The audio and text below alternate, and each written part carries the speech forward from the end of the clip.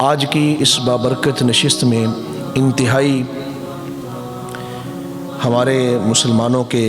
دلوں کی دھڑکن ہے، فنا فی الرسول ہے اور نائب رسول ہیں ہندوستان میں، اور بر صغیر کی عظیم ترین ہستی ہیں۔ حضرت داتا علی حجویری کے بعد داتا صاحب رحمۃ اللہ علیہ کی فکر اور آپ کے پیغام کو جنہوں نے سب سے زیادہ پہنچایا ہے انسانیت تک، وہ عظیم ذات ہیں حضرت خواجہ خواجگان حضرت خواجہ معین الدین چشتی اجمیری رحمۃ اللہ علیہ۔ آج کی ہم نشست میں چند گھڑیاں ان کی بارگاہ میں اپنی حاضری پیش کریں گے۔ دعا فرمائیں اللہ تعالیٰ مجھے حق گوئی کی توفیق نصیب فرمائے، سننے سنانے اور سمجھنے کے بعد اللہ ہم سب کو عمل کی توفیق نصیب فرمائے۔ آپ کی ولادت باسعادت چونکہ 14 رجب المرجب شریف کو ہے اور آپ کا وصال با کمال 6 رجب المرجب شریف کو ہے۔ پچھلے دنوں آپ کا عرس مبارک پوری اپنی تابانیوں کے ساتھ انعقاد پذیر ہوا۔ اللہ تعالی ہمیں زندگی میں 12 مرتبہ آپ کے مزار پر انوار کی بادب حاضری نصیب فرمائے۔ آپ نجیب الطرفین ہیں،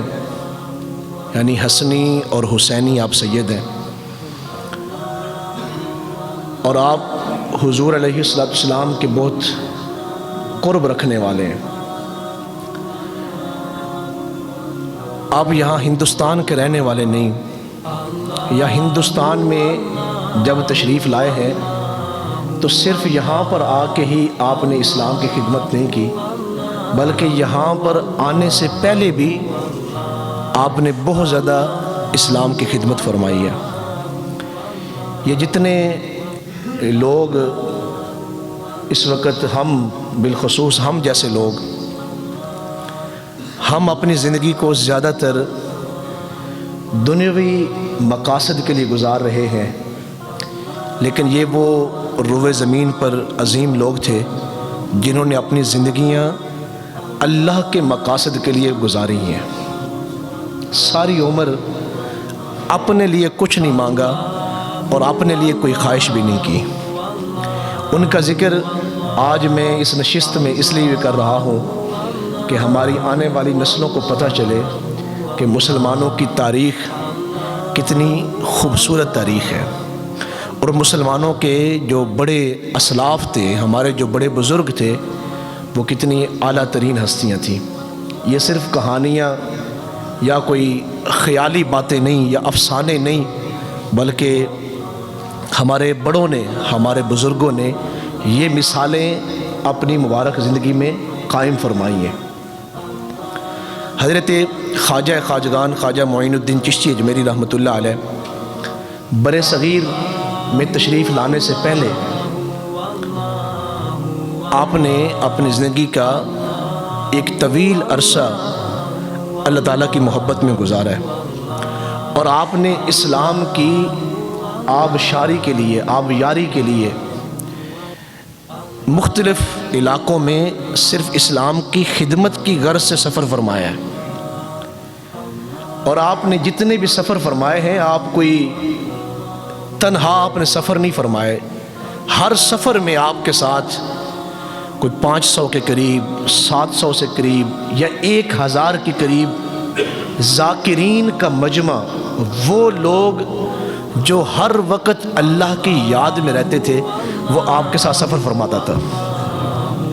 اور وہ کوئی عام لوگ نہیں تھے کہ صرف ان میں بڑے بڑے ملکوں کے بادشاہ بھی شامل ہوتے،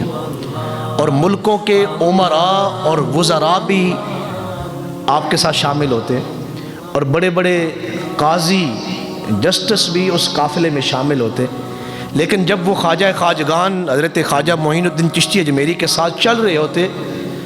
تو وہ لگتا نہیں تھا کہ یہ بادشاہ چل رہے ہیں، یا یہ کسی ملک کے امراء یا وزراء چل رہے ہیں، یا کوئی قاضی چل رہے ہیں،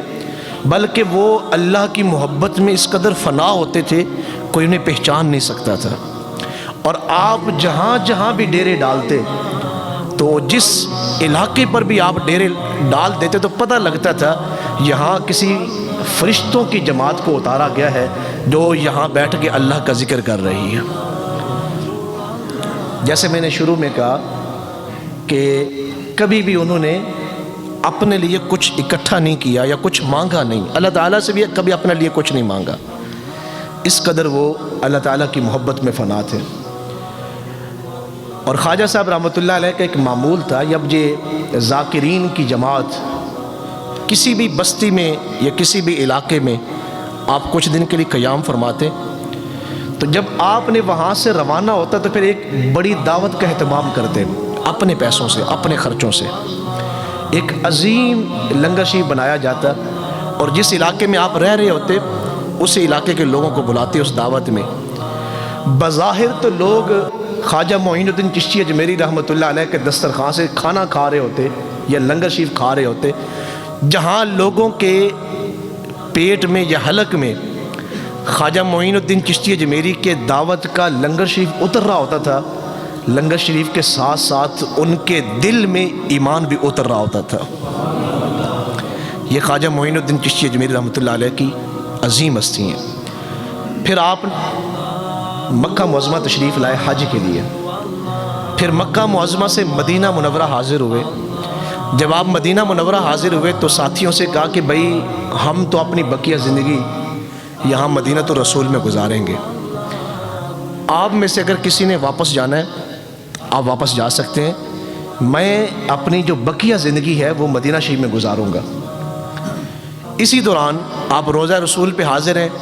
تو ہمارے آقا کریم صلی اللہ علیہ وسلم کی خواجہ معین الدین چشتی اجمیری رحمۃ اللہ علیہ کو زیارت نصیب ہوئی، اور پھر حضور نے حکم فرمایا کہ اے معین الدین، آپ کی ڈیوٹی ہم نے اجمیر میں ہندوستان میں لگا دی ہے، آپ وہاں جا کے اسلام کی خدمت کریں۔ آپ جانتے ہیں کہ خواجہ صاحب جس دور میں ہندوستان میں تشریف لائے، یہ پاک و ہند اس وقت اکٹھا، یہ پورا ایشیا ایک ہی جو ہے وہ بر صغیر تھا، ایک ہی ملک تھا۔ آپ جب یہاں تشریف لائے تو اس وقت یہاں کے لوگ دنیا کی ہر وہ چیز جو انسان کے فائدے کے لیے پیدا کی گئی، یہ اس ہر چیز کو خدا مان رہے تھے۔ مثلا اگر کوئی درخت سایہ دے رہا ہے تو یہ اس درخت کی پوجا کر رہے تھے، اگر کسی درخت پہ پھل لگ رہا ہے تو یہ اس درخت کی پوجا کر رہے تھے۔ کوئی پتھروں کی پوجا کر رہا ہے، کوئی ستاروں کی کر رہا ہے، کوئی دریا کی کر رہا ہے، کوئی نہروں کی پوجا کر رہا ہے۔ تو یہ دنیا، ہندوستان کے لوگ اس قدر بھٹکے ہوئے تھے کہ راہ راست پہ اللہ تعالیٰ کی محبت میں چلنے والا یا اللہ کی معرفت رکھنے والا یہاں کوئی شخص بھی نہیں تھا۔ تو ایسے ماحول میں میرے اور آپ کے آقا کریم صلی اللہ علیہ وسلم نے ڈیوٹی لگائی حضرت خواجہ معین الدین چشتی اجمیری کی ہندوستان کے لیے۔ اور پھر اس ماحول میں جب آپ ہندوستان میں تشریف لائے، آپ نے یہاں 45 سال گزارے اجمیر شریف میں۔ یہ جو آپ کی زندگی کے 45 سال کا عرصہ ہے، یہ اس عظمت کے ساتھ آپ نے گزارا ہے۔ جس دن آپ کا انتقال ہوا اس وقت ہندوستان میں 90 لاکھ سے زیادہ لوگ کلمہ پڑھ کے حضور کی غلامی اختیار کر چکے تھے۔ کتنی بڑی آپ نے خدمت کی ہوگی اور کتنی محنت سے اسلام کا کام کیا ہوگا۔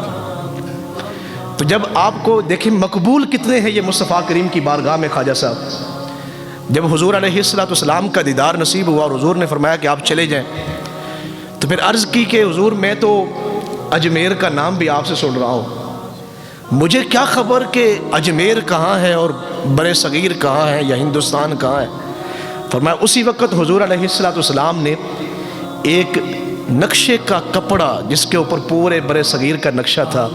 وہ حضور نے مجھے عطا فرمایا، جس کے اوپر وہ اجمیر کے سارے راستے اور وہ ساری گلیاں اور وہ سارے محلے اس کے اوپر نقش تھے۔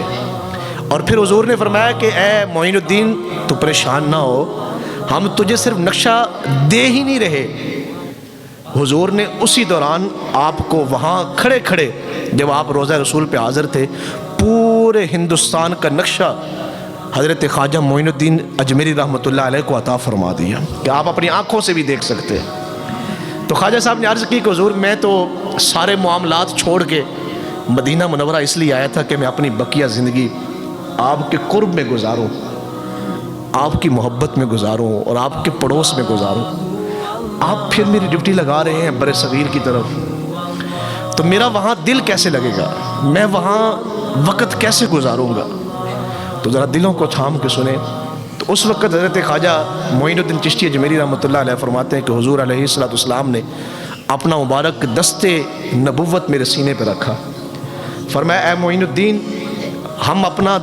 دست اقدس آپ کے سینے پہ رکھ رہے ہیں، آپ کو جب بھی ہماری یاد آئے اپنے سینے کی طرف دیکھنا جہاں ہم ہاتھ رکھ رہے ہیں، اسی وقت آپ کو ہمارا دیدار نصیب ہو جایا کرے گا۔ کتنی بڑی عظیم ہستی ہیں۔ پھر جب آپ تشریف لائے، اور میں آپ سب سے بالخصوص ہم جو پاکستان کے رہنے والے لوگ ہیں، حضور علیہ السلام نے آپ کو بھیجا مدینہ منورہ سے کس طرف؟ اجمیر کی طرف، اجمیر شریف کی طرف، کہ آپ وہاں جا کے ڈیوٹی کریں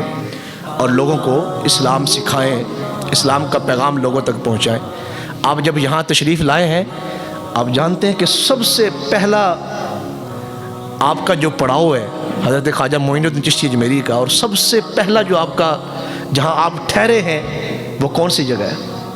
وہ داتا صاحب رحمۃ اللہ علیہ کا مزار ہے۔ مدینہ منورہ سے چلنے والے لوگ اور اتنے عظیم لوگ کہ جو بارگاہ مصطفیٰ میں ہے، تو حضور فرما رہے ہیں جب تمہارا دل کرے ہمارا دیدار اس وقت آپ کو میسر آ جائے گا، آپ ہمیں دیکھ سکیں گے۔ اتنی بڑی ہستی بر صغیر میں آ رہی ہے، تو سب سے پہلے حاضری کس کے مزار پہ پیش کر رہی ہے؟ داتا صاحب رحمۃ اللہ علیہ۔ ہم یہاں رہ کے بھی اور پاکستانی ہونے کے باوجود، یا ہم سیالکوٹ کے لوگ ہونے کے باوجود، داتا صاحب رحمۃ اللہ علیہ کے بارگاہ میں جو انوار و تجلیات ہے، ہمیں خبر ہی نہیں ہے کہ وہاں کیا کیا تقسیم ہو رہا ہے۔ اور پھر یہ جو آپ 40 دن وہاں بیٹھے ہیں، تو 41ویں دن اس کے پیچھے بھی ایک راز تھا۔ آپ چاہتے تھے کہ داتا صاحب رحمۃ اللہ علیہ کو تجربہ ہے بر صغیر کے لوگوں کا کہ یہاں لوگوں کو جو ہے وہ اسلام کی محبت کیسے دینی ہے، تو میں داتا صاحب رحمۃ اللہ علیہ سے مستفید ہوں تاکہ سیکھوں کہ امت کی خدمت، یہاں ہندوستان کے لوگوں کی خدمت کیسے کرنی ہے، میں داتا صاحب رحمۃ اللہ علیہ سے سیکھوں۔ میں ایک بات آپ کو ایمان افروز کہنا چاہتا ہوں، یہ جتنے بڑے بڑے ظاہری علوم ہیں جو ہم پڑھتے ہیں،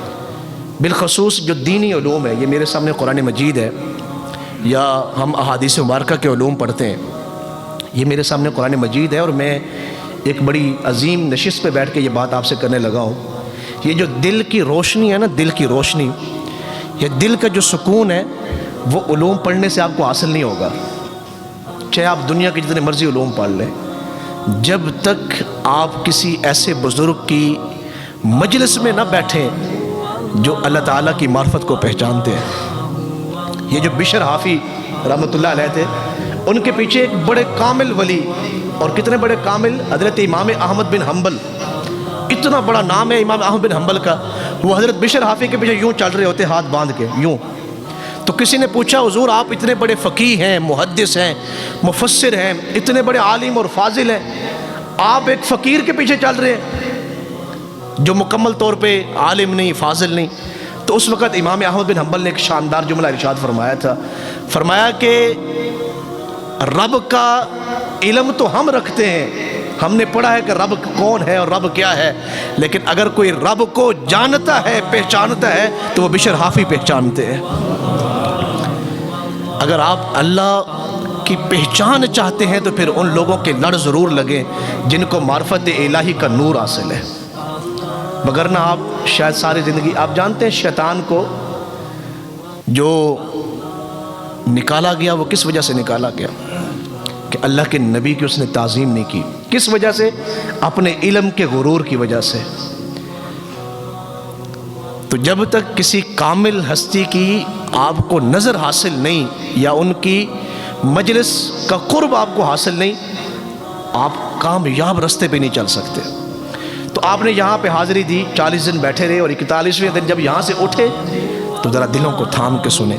اٹھنے سے پہلے داتا صاحب رحمۃ اللہ علیہ سے عرض کی، حضور ہم تو حاضر ہوئے تھے آپ کے دیدار کے لیے، آپ نے دیدار کا شرف ہی نہیں بخشا، آپ باہری تشریف نہیں لائے، بس یہ کہنے کی دیر تھی۔ پھر انہی گھڑیوں میں حضرت داتا صاحب رحمۃ اللہ علیہ نے اپنا دیدار عطا فرمایا، اور پھر فرمایا معین الدین چشتی اجمیری، آپ دیکھ رہے ہیں کہ ہمارے ڈیرے پہ لوگوں کا رش کتنا ہے، لیکن آپ جب سے آئے ہیں ہمارا دل یہی چاہتا تھا کہ آپ یہاں سے نہ جائیں، آپ یہیں بیٹھے رہیں۔ پھر اس وقت خواجہ صاحب نے یہ شعر کہے جو آپ آج داتا صاحب رحمۃ اللہ علیہ لکھے ہوئے ہیں، گنج بخشے فیض عالم مظہر نور خدا،